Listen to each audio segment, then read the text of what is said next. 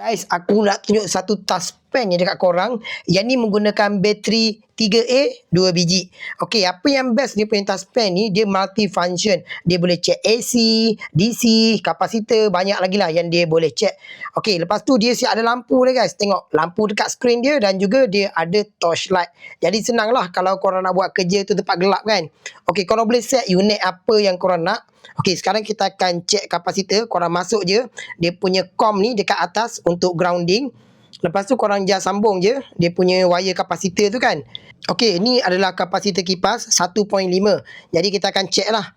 Okey, kita akan check dan kita akan tengok 1.4 guys. Kita dapat memang tepat. Lepas tu kita akan check bateri.